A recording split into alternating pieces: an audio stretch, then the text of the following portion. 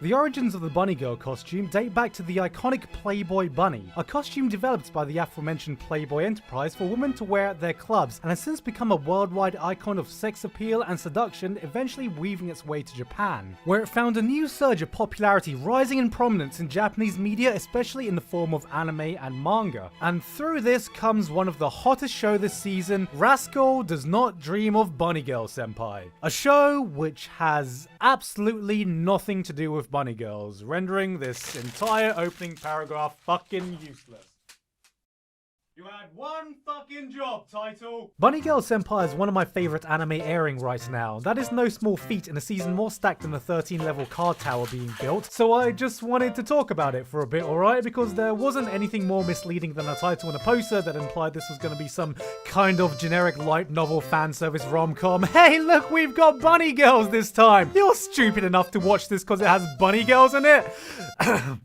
Which I was. Only to be hit by one of the most touching, addicting, and well-written character dramas I've seen all year, dealing with the social pressures and psychology surrounding our adolescence and growing up. So today I just wanted to show some love, you know, just shed a bit of light for any of you who may have overlooked this thanks to the title and the poster, and of course answer the pressing question on everyone's mind. Why is it called Rascal Does Not Dream of Bunny Girl Senpai?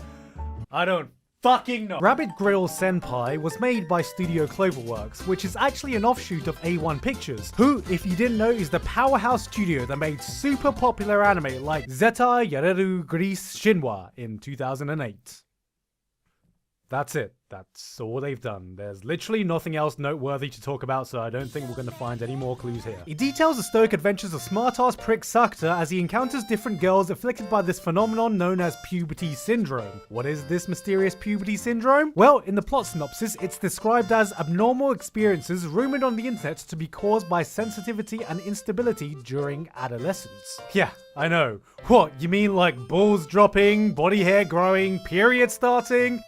Dr. Google, I wonder if there's already a name for all these symptoms that exist that this show might be Are you fucking kidding me? What the show doesn't adequately express in its title or plot synopsis is what puberty syndrome actually is, though even if you watch the show, it isn't that simple to describe either. The syndrome is basically some kind of supernatural phenomenon that is essentially a manifestation of a problem someone is going through. For example, you can have cuts suddenly appearing on a teenage girl who's getting cyberbullied, or a local celebrity literally disappearing from everyone's perception due to her internal conflict of wanting to be in the public eye. And so, what the series is about is following our main lead as he helps various characters through their personal problems and thus overcoming the puberty syndrome that has affected them. Now, I know what you're thinking, okay? Oh, a guy going around solving different supernatural phenomenon afflicting girls in an ARC format complete with witty dialogue? What is this, the new season of Monogatari without the head tilts? Fuck, what does that make the watch order now? Baki Monogatari, then Nisei Monogatari, then you got this new season, Normie Monogatari. While there is that reminiscent feel to a lot of these other well-known light novel adaptations, namely the Monogatari franchise, Origaru, and maybe even a slight dash of Haruhi, I do feel the comparisons stop past the surface level and Bunny Girl is really able to carve out its own identity. Sakata and Hachiman may give off similar vibes, both being loners with a similar life outlook, but the reasoning behind their character traits are entirely different. Sakata is more about purposely ignoring the social norms. He reads the atmosphere and chooses to go against it, and is very different from Hachiman's pessimistic narcissism. As for the Monogatari girls, they were meant to be a play on the cliched anime character archetypes, subverting our expectations of these traits we are used to and building them up to be characters with far greater depth than we would usually see. And because of this, the aberrations are nothing like the adolescent syndrome because the reasoning characters are affected by the syndrome is totally different. You have characters which on the surface are dealing with issues and insecurities a lot of us face or may have faced during adolescence and puberty. Characters you may start off having a distaste for eventually become likable when you find out what experiences in their lives made them this way, because even if you can't personally relate to them, you at least come to understand them. What the adolescent syndrome does is it ups the stakes. It forces these characters to confront their deepest fears and flaws in a short period of time, and what this meant for me is that I got incredibly invested incredibly fast. Every character gets developed through the course of their arc that is quick but feels natural thanks to the situation they've been put in. By the end of episode 3, you've already been on this emotional journey and you think to yourself, wow, that could have been the series climax right there. And then you slowly realize that holy shit, you're only 3 fucking episodes in. Every character has something different to say and and the adolescent syndrome also manifests in some crazy but interesting ways. There's even an arc where the main character has to live through a constant time loop of being woken up by his little sister,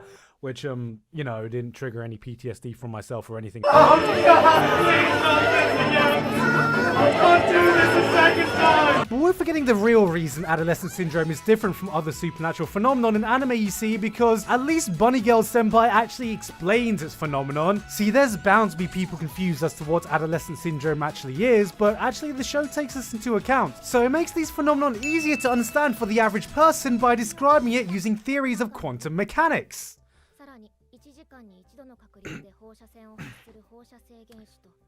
Let me just say that last sentence again. Bullshit explanations of quantum mechanics aside, another thing that absolutely stands out is the chemistry between the characters and the dialogue. Aside from the format of the show solving supernatural phenomenon in each arc, I feel this is where most people got the Monogatari vibes from, and I use that as a compliment. The writing is incredibly witty and makes simple exchanges between characters incredibly engaging, especially between our main duo. Instead of just having one sarcastic git, everyone's a smartass, and everyone's trying to constantly get the conversational high ground, so the dialogue feels less like an exchange of words and more like a boxing match of wits, and this makes the conversation about the most mundane of topics so addicting to watch. I never once got bored just watching people bullshit with each other, though I'm not sure how healthy it is to admire this dialogue. I mean, I couldn't help but get charmed by Sakuta's deadpan straightforwardness of just saying whatever's on his mind, but you get to a point where you're watching him saying the most grossly inappropriate shit, which in normal social situations you should never say out loud, but in your mind you're like,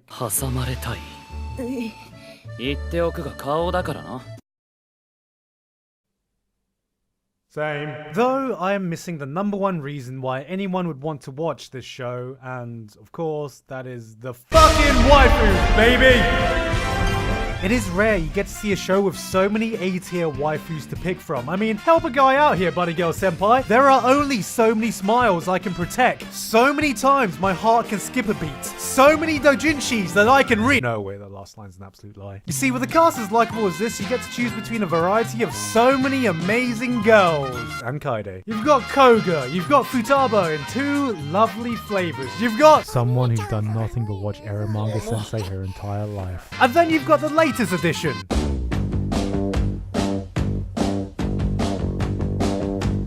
Mizumoto! Yet through all this, there's one that stands head and shoulders above the rest, and that is of course our main girl, baby Gahara herself, Mai Sakurajima, who just has a perfect mix of dry wit, a strong but tender heart, a blush worth dying for, and provide you with unexpected moments of cuteness with just a light sprinkle of sin here and there. If waifuism was an art, she'd be the Sistine fucking Chapel of waifus. But, you know, instead of leaving you in awe, she'd just make you melt into a ball of pink fluff.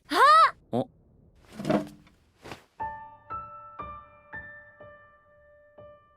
We're losing him! We're losing! He's dying! And that is basically Bunny Girl Senpai, the anime that has nothing to do with bunny girls. Aside from, like, 2 scenes. All in all, I have to say that Bunny Girl Senpai has been absolutely incredible so far. When I just started watching it, it was hard for me to pinpoint exactly why I connected with the show so quickly, and while I could dive deeper into the overall meaning of adolescent syndrome as a concept, at its core, I don't think it was that complicated for me. You take out the strange supernatural phenomenon, you take out the BS quantum mechanics or the influences it borrows from, and what you are left with is very human characters coming to terms with their problems. Problems many of us could have faced during our time in high schools as teenagers. There doesn't always need to be a supernatural force to manifest our deepest flaws and insecurities that are ever so present in this digitally connected era. Cyberbullying, the fear of being judged by our social norms, our online perception versus our actual perceptions, and just coming to accept parts of us that we hate. Many may write off the difficulties we face in high school as dumb teenage angst, but that isn't always the case. Some of these issues follow us into adulthood. Some of us still wear those same insecurities we gained during that time every day of our lives. They didn't just magically disappear when we got older, and it's our experiences when growing up that dictate how we approach these problems as adults. Bunny Girl Senpai manages to capture this sentiment in a wholly unique way. It shows us what would have happened if someone was there to help us tackle these trials head on when we were younger, written with the kind of dry chemistry you rarely get to see. Whether you watch it for the various problems, the addictive uplifting dialogue, the lovable cast, or Mai in the odd bunny girl outfit. You'd be doing yourself a disservice by missing this show, because at the end of the day, Rascal may not dream of Bunny Girl Senpai, but dear lord, I fucking do.